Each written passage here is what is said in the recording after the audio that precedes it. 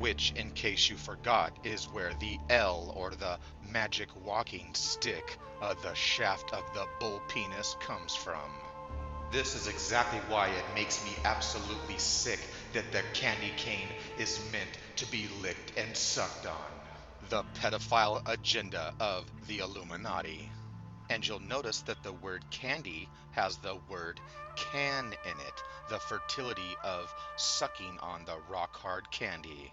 And the polarities of winter and summer also reflect male and female. The white winter is the female, or the goddess, the god of ice.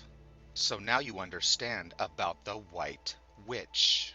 And so now when you watch movies, you'll understand when you see the two opposing forces, which is nothing more than summer or winter, or day and night, the sunlight and the dark non-light.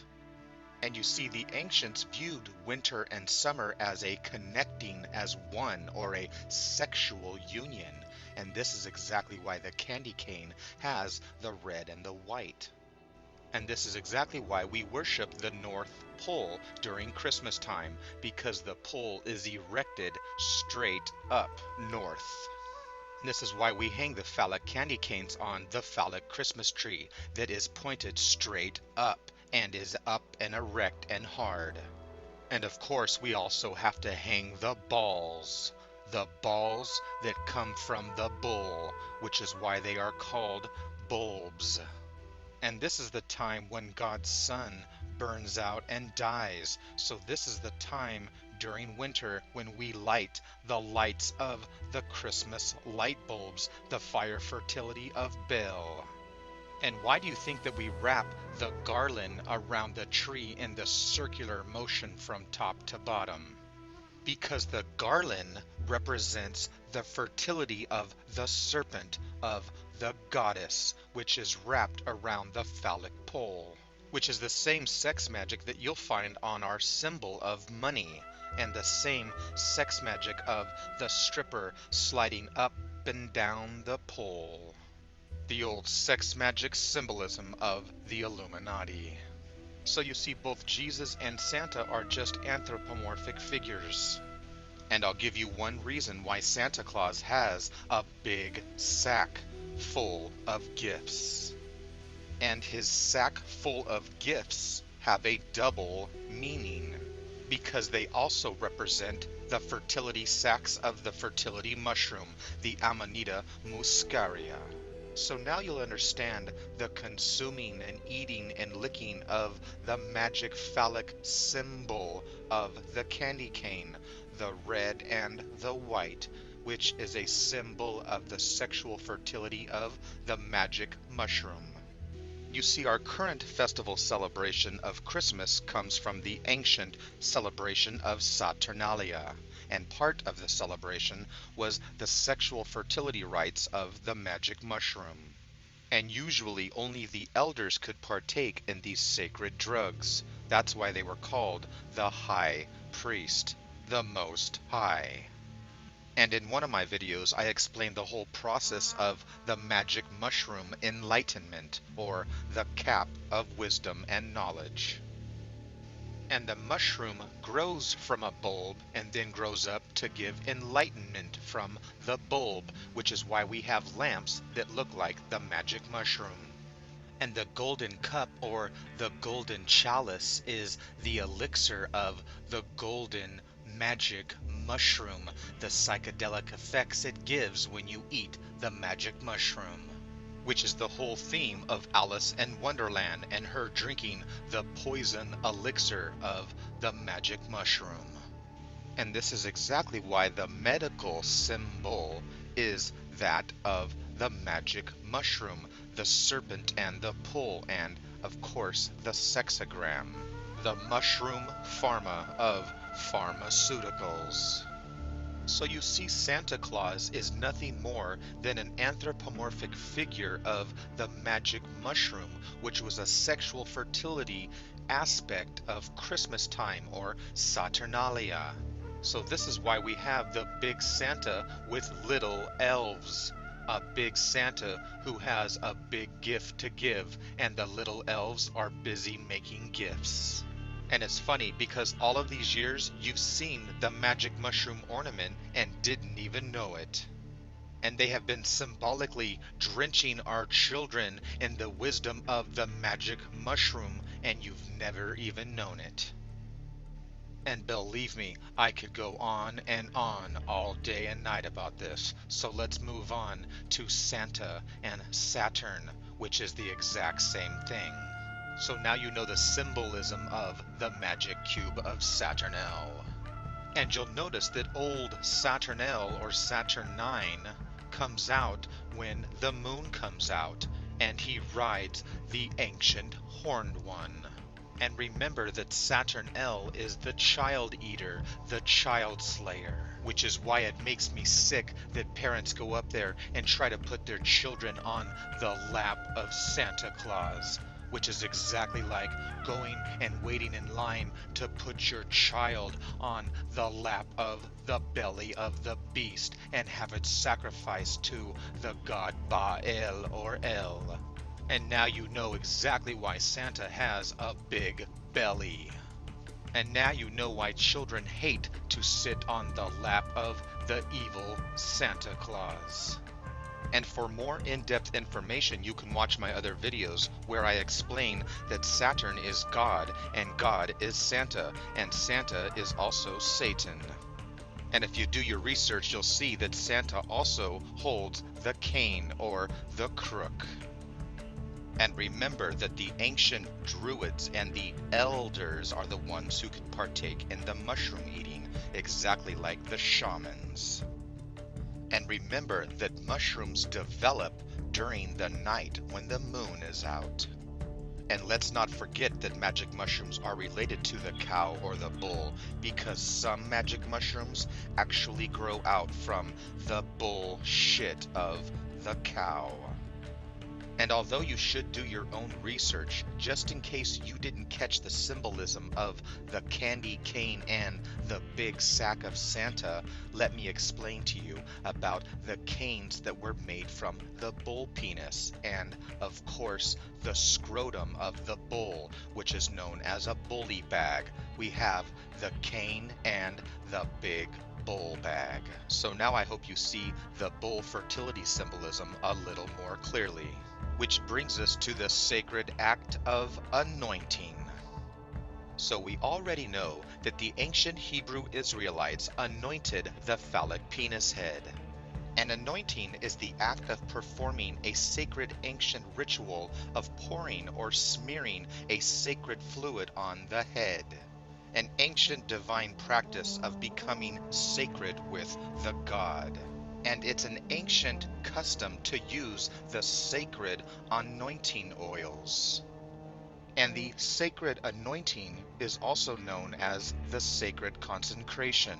And the sacred consecration means to fool and to secrete the sacred fluid, or to release the oozing fluid. I mean, honestly, it doesn't take two brain cells to figure out why you have to get on your knees as they firmly grab your head and hold it in place as they pour the sacred fluid on your head. And in case you don't have two brain cells, you know exactly what this means. Giving head. An act of subordination over the slave from the master. And that's why you anoint the penis head. That's why the holy anointing of the face or the head means the holy anointing of the chrism or the creme. And of course the creme is the cream that comes from the milk, which comes from the sacred cow or the bull, the sacred fluid or the consecrated oil of the bull. Which is exactly why the very word anointing comes from the oil of the An, or the bull cow goddess or god. So once again we see the ancient ancestral Anu bull as the source. And this ritual is also called a blessing. And it just kills me when I hear people say, "Oh, God bless you," and they don't even know what the word means. The word bless originates from the ancient practice of human and animal sacrifice. And the word bless means to be blegioned or blessed and sprinkled with the blood of the sacrifice victim. So when you bless somebody, you are actually saying that you want them covered and sprinkled with blood. This is exactly why we say, God bless you, because you are spraying and sneezing out the sprinkles, which is a form of consecration or releasing the sacred fluid. Exactly like the sprinkler, which comes from the head. So perhaps now you'll understand why we put sprinkles on our ice cream cones, topping the head of the ice cream cone. And of course, we sprinkle the bull or the Taurus. So now you understand why we anoint and sprinkle and bless the phallic ice cream cone.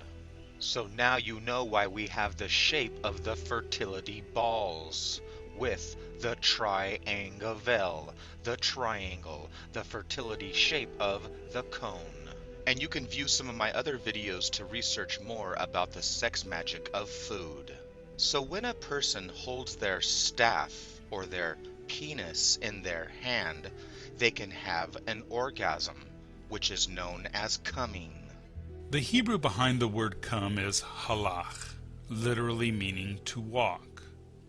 The parent root is the word lach, a picture of a staff and a hand. When one takes his staff in hand, he is going to walk, go on a journey. From an Hebraic perspective, there is a literal journey. The Hebrew behind the word come is halach, literally meaning to walk. The parent root is the word lach, a picture of a staff and a hand. When one takes his staff in hand, he is going to walk, go on a journey. From an Hebraic perspective, there is a literal journey.